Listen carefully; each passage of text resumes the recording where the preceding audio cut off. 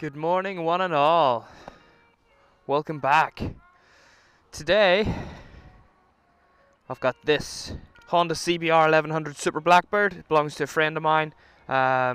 He has lent it to me because I enjoy riding and I don't have my R1 for the weekend. I'm about to go and test ride a couple of bikes. And no, I'm not getting rid of the R1. This will be an additional bike. Going for something slightly different in the adventure style, but we have this sucker, so figured why the heck not jump on it and give a bit of a review, seeing as I'm going to be test riding. This is essentially as a test ride as well. I might love it, you never know. I'll be riding 3 if not 4 bikes today, so let's crack on.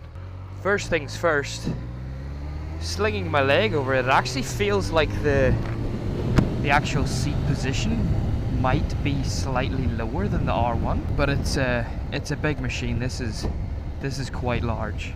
It feels quite large. I have not been on a proper inline 4 for over 2 years. 2.25 years. I'm getting a phone call, hold on. Okay, so that's unfortunate. I just got a call saying that the MT-09 Tracer that I'm going to test ride is out of action, so I'm going to test ride an MT-09 instead. Same motor, so I suppose we can at least get a feel for the triple. I've never been on a Yamaha triple. Been on a Triumph triple before, but not a Yamaha, so that'll be interesting. Anyway, this thing, it is, as I say, I haven't been on an inline 4 for 2 years, and holy hell are they smooth. This thing has a hydraulic clutch. That is just big thumbs up. I love the hydraulic clutch on my SV, and this is just a joy to use. Man, it's nice. Indicator button I do not like at all. It's very stiff. Man, this inline 4 is smooth.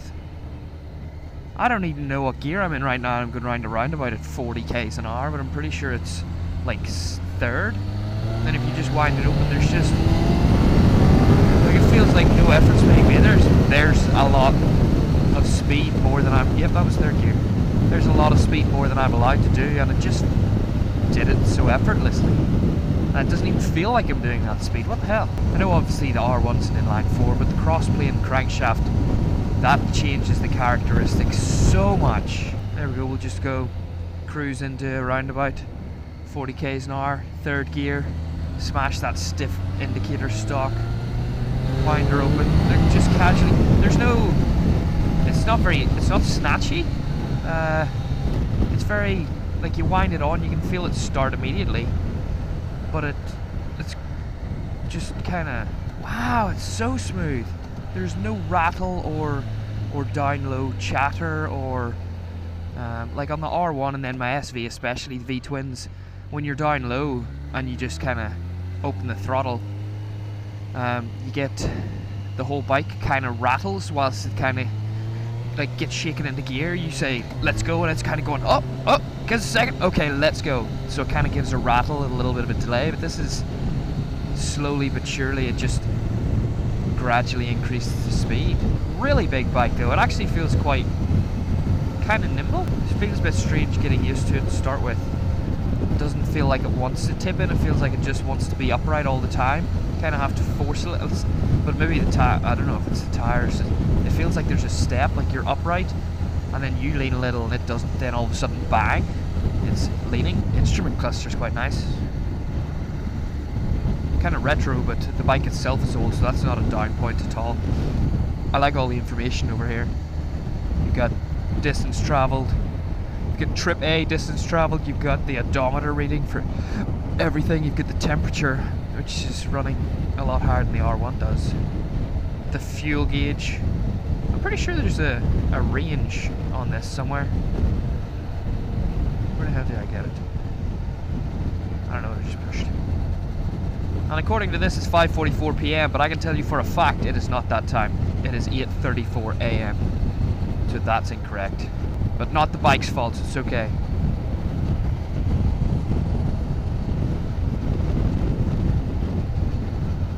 The mirrors are very good. There is no vibration through them at all. It's very clear. But at the same time, they seem quite low compared to like my seating position. I feel like I'm really looking down for the mirrors. Look at this. There's just no rattle at all. It just goes. What the heck? Okay, so I missed the smoothness of an inline 4. In fact, I had forgotten it existed.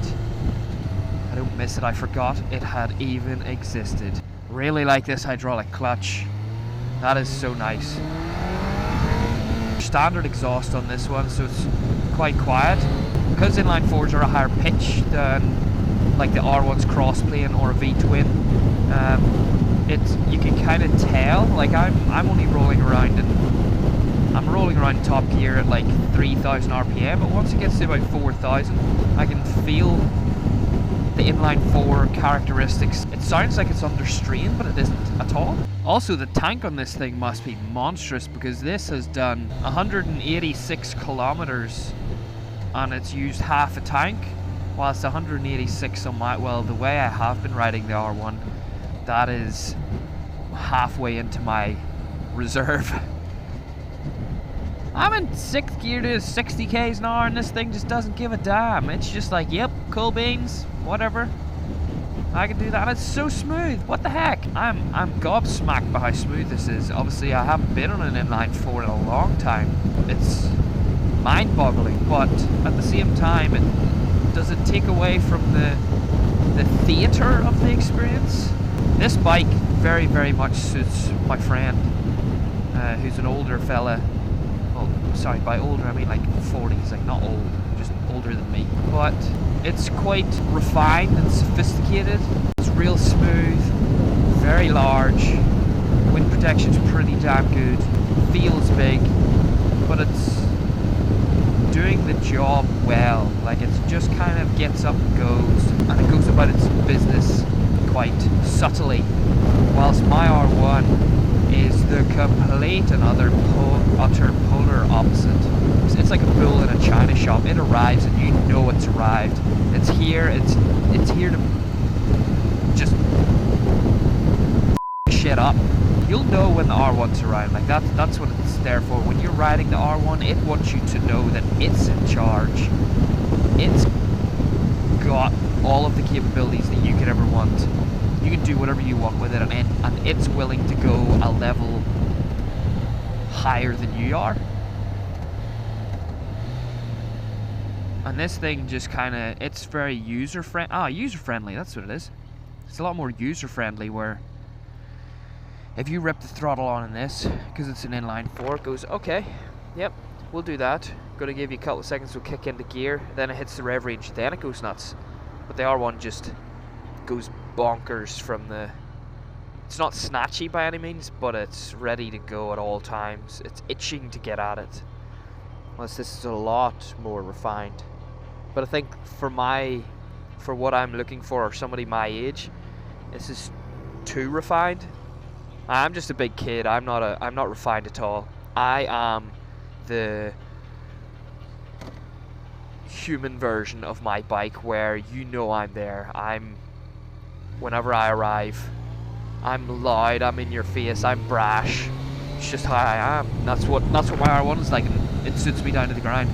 This is lovely. I reckon this would be amazing for town, like in about town, solely because it's, well, inline 4s are, but this hydraulic clutch, I just can't get enough of it. I could stop start all I wanted on this thing and it would never get tiring. But the inline 4 engine, so smooth, you could in about town, this could be very, very comfortable. And it is, it's a really comfortable bike. And it would also be very, very good at long distance touring. You've got the top box on the back. Okay then. Thank you. Just don't even, nope. Oh, look where he's going now. Like a bell end. I apologize, that wasn't nice. So yeah, this is a super bike. Well, super Blackbird is what it is. Way. I just don't know if it's for me. It's almost too capable. when I say too capable, it just does everything so well. Like, we'll see, I'm in first gear, just rip it open. There we go. That's more like it. But I need an exhaust, because you do that and you expect to hear everything just going "Rah!" behind you, but it's not. So an exhaust is a must. I could own this. I could very much own this, but I would not go out as riding as often as I do in the R1. It doesn't quite tickle my insides and make me want to go, heck yes, I cannot wait to ride this thing. Just kind of, this would be a commuter. I could take this to and from work every day, no problem at all. But for weekend rides, I would need something else. So overall, really, really excellent, just not quite for me. I don't know if it's the younger generation in general, or just that, as I say, I'm quite a brash person. I like theatrics. I like the visceral nature of just ripping it open and just kind of going, and this just doesn't quite have it. But take nothing away from the bike itself. As a bike on the whole, it is probably the most refined thing I've ever been on, the most capable. Everything's just so simple. Apologies if this got quite repetitive. I can't remember what I said. I talk so much. And I've never done a bike review, so that's new. But anyway, guys, bye-bye. That clutch, man.